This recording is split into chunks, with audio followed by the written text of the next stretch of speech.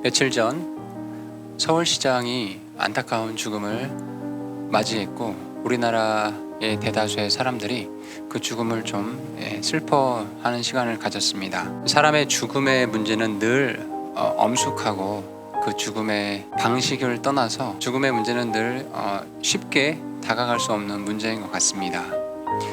오늘은 그 서울시장의 죽음의 모습, 근데 그분이 안타깝게도 자살해서 돌아가시잖아요. 그런 사건이 있게 되면 그리스도인들은 자살과 또 그리스도인의 구원의 관계, 이 부분에 대한 늘 궁금증이 있게 됩니다. 20세기 대표 미국의 작가인 어니스트 해밍웨이가 있습니다. 노인과 바다, 또 누구를 위하여 종을 울리나 라는 그 소설로 노벨 문학상도 수여한 아주 위대한 인물인데요. 이 어니스트 해밍웨이도 자살로 생을 마감을 했습니다. 우리 크리스찬들에게 있어서 자살의 문제로 크게 이슈가 된 사건이 있었는데 2013년도에 목적이 이끄는 삶이라는 책을 쓰신 릭 워렌 목사님의 그 아들 매튜라는 아들이 정신병으로 몇 년간 계속 고생을 하다가 끝내 자살로 생을 마감했다라는 소식을 우리는 몇 해 전에 접하게 되었습니다. 여성가족부와 통계청에 따르면 우리나라 9살에서 24살까지 청소년의 자살률은 2017년도 기준 인구 10만 명당 7.7명으로 청소년 사망 원인 중 1위가 바로 자살이라는 그런 통계 수치가 있습니다. 지난 3년간 자살 혹은 자해를 시도했던 청소년도 매년 2,000명 이상인 것으로 조사가 되었습니다. 2018년도 9살에서 24살 사이에 청소년 사망자 10명 중에 6명은 남자 아이들이었고 그 중에 사망 원인의 1위는 고의적인 자해, 자살이었습니다. 이러한 이 자살의 문제들을 우리가 이렇게 접하면서 크리스천들은 이 자살 문제가 늘 우리 사회 이슈가 되면 이런 고민들을 하게 됩니다. 크리스천이 만약에 삶이 너무 힘들어서 자살을 하게 되면 나 천국 못 가고 지옥 가는 거 아닌가? 이런 고민들을 하게 되는데요.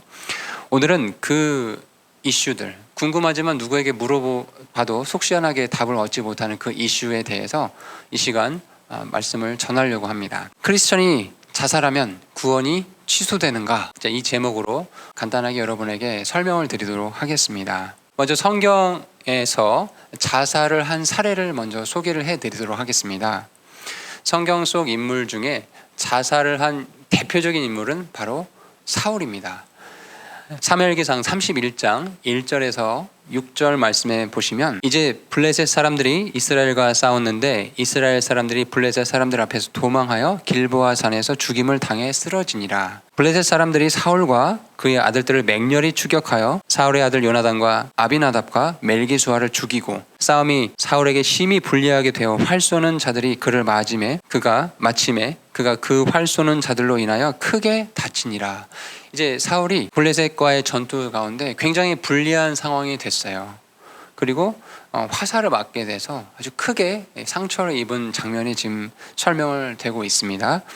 4절입니다. 이에 사울이 자기 병기 드는 자에게 이르되 너 칼을 빼어 그것으로 나를 찌르라. 이 할례 받지 않은 자들이 와서 나를 찌르고 능욕할까 염려하노라 하였으나 그의 병기 드는 자가 심히 두려워하여 하려 하지 아니하므로 사울이 칼을 취해 그 위에 쓰러지니라. 이런 말씀이 기록되어 있습니다. 블레셋과의 전쟁 속에서 중상을 입게 되었고 전쟁의 형국을 보니 본인이 승리할 수 없겠다, 승산이 없구나라는 그런 사실을 직감하게 되었습니다.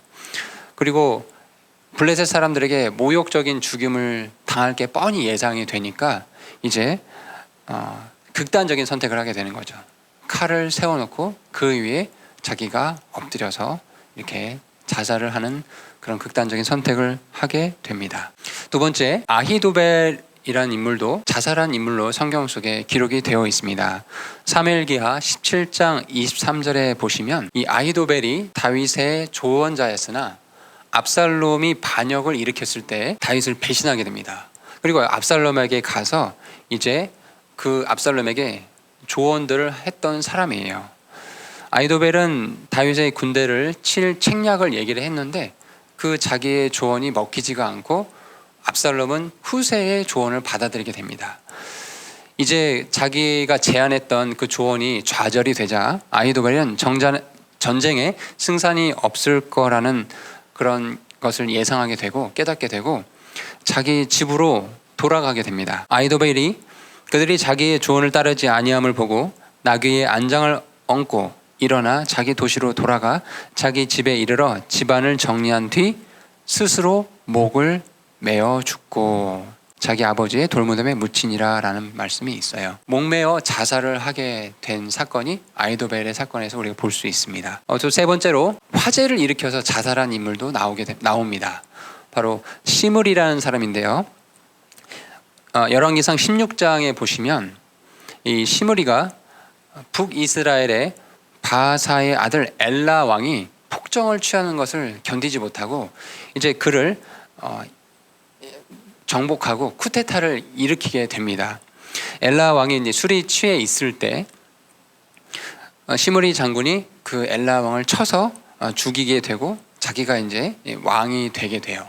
그런데 집권한 지 7일 만에 백성들이 이 시므리는 정통성이 없다. 저 사람이 왕이 되면 안 된다. 이렇게 판단하게 되었고 그래서 시므리 대신에 오므리를 왕으로 세우게 됩니다. 그리고 그 일을 이제 겪고 나서 이 백성들이 시므리를 이제 몰아가기 시작해요. 그래서 결국 다급해진 시므리는 왕궁을 불을 지르고 그 불 속에서 자기 자신도 죽게 됩니다. 마지막으로 가룟 유다도 대표적으로 자살을 한 인물로 등장합니다. 마태복음 27장 5절에 보시면 가룟 유다가 이제 12제자 중에 예수님의 12제자 중에 하나였잖아요. 근데 그가 제사장들에게 은 30개를 받고 예수님을 팔아 넘기죠. 그러다가 이제 예수님이 공회에서 정죄를 당하고 부당하게 사형을 당하시는 십자가에서 처형을 받으시잖아요. 그 일을 보고 나서 너무 죄책감이 든 나머지 목매어 자살을 하게 됩니다. 자, 이렇게 성경에 보시면 자살을 한 인물들이 등장합니다. 여러분, 이 모든 인물이 자살을 했으니 구원받지 못하고 지금 지옥에서 고통을 받고 있을까요? 이건 참 쉬운 문제가 아니죠. 자살한 사람과 그 사람의 구원의 문제를 도대체 어떻게 바라봐야 되는지 그 부분에 대해서 말씀을 드리겠습니다. 먼저 이런 주장이 있습니다. 구원받은 믿음과 자살의 행위가 양립할 수가 없는 것이다. 자살이 구원과 뭔가 무관하다. 이렇게 주장하는 것은 굉장히 낭만적인 생각이고 뭔가 방임적인 생각이다. 자살을 하면 회개할 기회가 없으니 당연히 구원받지 못하는 거 아니냐, 구원이 취소된 거 아니냐라고 주장을 하는 분들이 있습니다. 즉 그분들의 구원의 교리를 생각해 보면 예수님을 믿고 그 뒤에 죄를 회개를 해야만이, 즉 믿음과 회개의 단계가 온전히 이루어져야만이 구원이 된다라는 주장을 하고 계시는 거죠. 하나님이 주신 생명을 자살로 함부로 한 것이니 구원은 취소된 거다. 이것을 쉽게 허용을 해주게 되면은 자살을 우리 사회가 방조하게 조장하는 거가 되기 때문에 절대로 안 된다. 즉 자살한 사람은 절대 구원받은 자가 아니다라고 이렇게 강경하게 주장하는 분들이 계십니다. 반대로 다른 복음주의적 입장에서는 또 이렇게 주장을 합니다.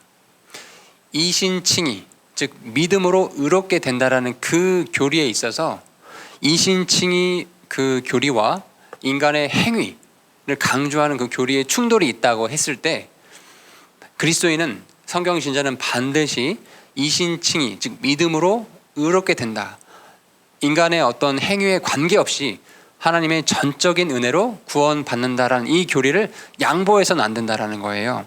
즉 자살을 사후 구원의 문제와 연결시키게 되면은 그것은 성경에서 말씀하시는 구원의 교리와는 조금 배치가 되는 주장이 되게 됩니다. 어쩌면은 인간의 행위, 회개라는 행위를 강조하게 되고, 그렇게 되면 카톨릭에서 말하는 그런 행위 구원론으로 빠질 염려도 있게 됩니다. 이분들의 주장입니다. 신학적이고 윤리적인 이유로 이 자살에 대해서 설명을 해야 되지, 충격적인 요법으로 자살하면 지옥 간다, 자살하면 구원이 취소된다, 이런 식으로 성도들한테 겁을 주고 이렇게 가르쳐서는 안 된다라고 이신칭의를 강조하신 분들은 이렇게 주장을 하고 계십니다. 자살과 구원의 문제를 이분법적, 그러니까 자살하면 무조건 지옥, 자살하면 구원 취소, 이런 식으로 이분법적으로 보기에는 굉장히 이게 좀 어려운 문제이긴 합니다.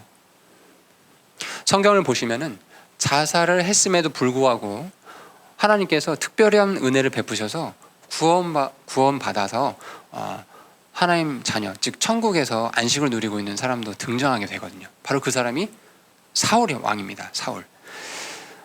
아까 전에 초반에 사울 왕이 전쟁 중에 자기가 칼을 스스로 칼 위에 엎드려서 이렇게 자결하는 식으로 자살을 했다고 했었잖아요. 그런데 그런 일이 있기 전에 이제 이 사울이 그 전쟁을 하기 전에 사무엘의 영과 대화라는 장면이 사무엘기상 28장에 나옵니다. 그 말씀 잠깐 볼게요.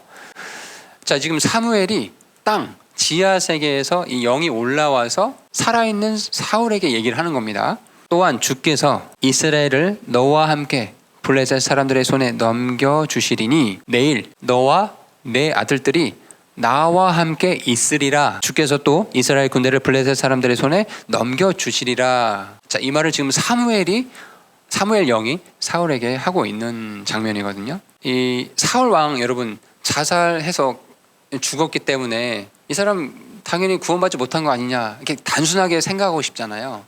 그런데 여러분 이 말씀을 문맥적으로 종합해서 봐야 되는데요. 사무엘기상 9장 17절에 가보시면은 사울 왕이 주님께서 택하신 초대 왕이라는 말씀 구절이 있습니다.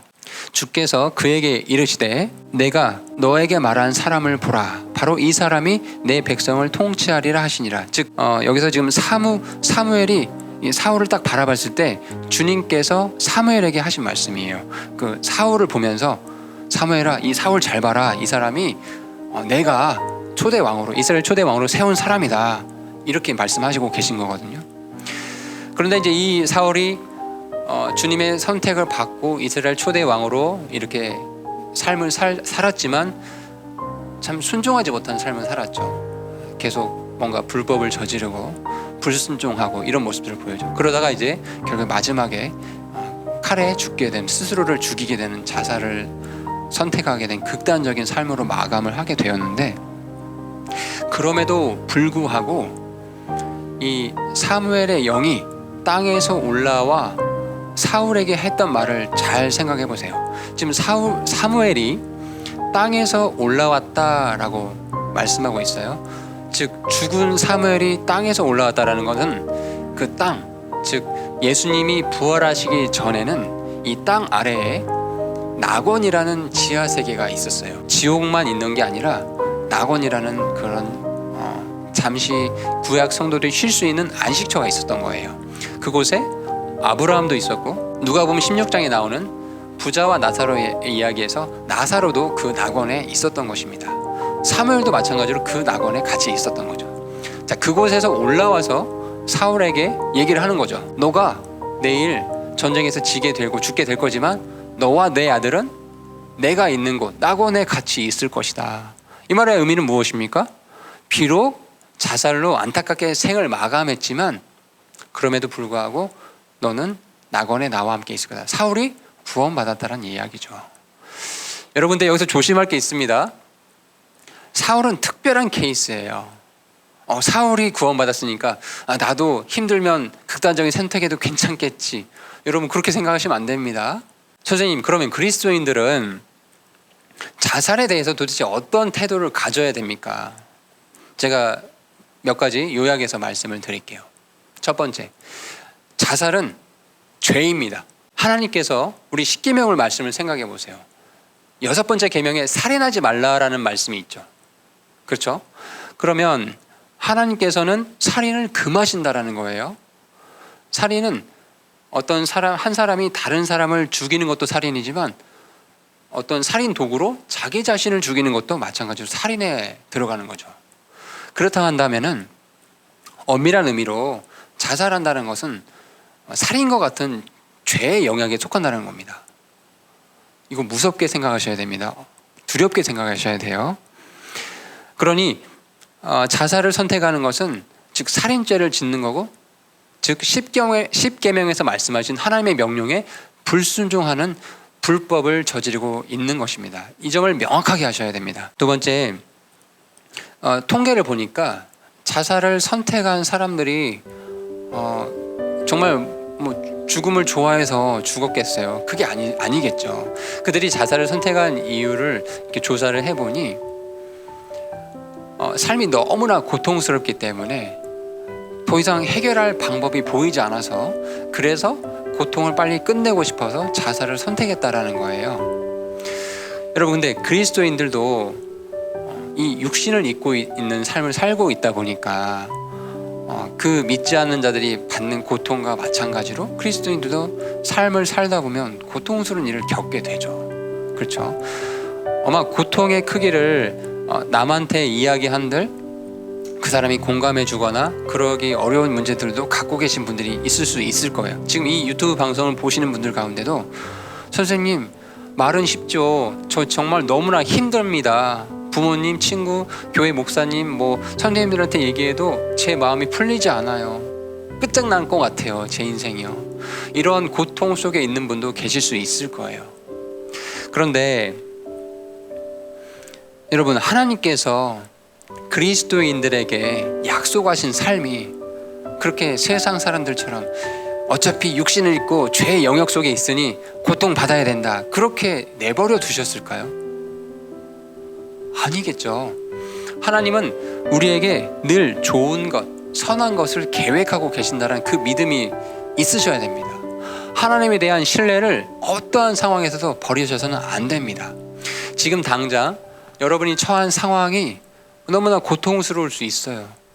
정말 이 찢겨진 마음을 아무도 공감할 사람이 없을 것 같다. 나 이대로 그냥 빨리 생을 끝내는 게 나을 것 같다라는 그런 아주 극도의 괴로움 속에 우울증에 빠져 계신 분들 있을 수 있으실 거예요. 그런데 여러분, 에레미야서 29장 11절의 말씀을 봐보세요. 너희를 향해 내가 생각하는 생각을 내가 아노라. 그것은 평안을 주려는 생각이요 재앙을 주려는 생각이 아니니 곧 기대하던 결말을 너희에게 주려는 것이라. 주가 말하노라. 주님께서 우리에게 주시려는 것은 평안이라고 말씀하십니다. 그리고 재앙이 아니라 너희들이 기대하는 결말을 주겠다라고 약속하고 계신다라는 거예요. 지금 고통 가운데 나도 이 고통을 그냥 빨리 끝내고 싶다, 극단적인 선택을 고려하고 계신 분들이 계시다면 이 말씀에 다시 한번 여러분의 마음을 주목해 보세요. 정말 하나님을 신뢰한다면 여러분 마음 가운데, 우리가 그리스도인이잖아요. 그러면 성령님이 계시고 이 마음 가운데 주님께서 말씀하시고자 하는 내용이 분명히 있으실 거거든요. 그 목소리, 성령님의 목소리에 귀 기울여 보세요. 내가 너에게 주려는 것은 재앙이 아니다, 평안을 약속하마. 그리고 기대하던 결말을 내가 반드시 줄 것이다 라고 지금 말씀하고 계십니다. 말씀을 정리할게요. 많은 사람들이 참 이 현대, 특히 21세기 2020년도를 살아가는 이 현대 그리스도인들은 더 고통스러운 일들이 많은 것 같아요. 어쩌면은 시간이 가면 갈수록 더 힘든 일들이 많아질 수도 있습니다. 그런데 여러분, 교회 밖에서 이루어지는, 나의 밖에서 이루어지는 그 상황들의 흐름에 여러분의 생각과 눈을 다 빼앗기지 마시고, 주님께서 지금 이 순간에 여러분의 마음속에 또 성경 말씀 속에 무엇을 약속하고 계시는지 거기에 주목하시고, 사울의 특별한 케이스에 여러분의 삶을 맞추시면 안 됩니다. 절대 자살을 선택하는 건 너무나 안타까운 일이에요. 돌이키시고 주님의 선하심을 바라보고 주님을 신뢰하는 마음으로 나아가는 그런 저와 여러분이 되면 좋겠습니다.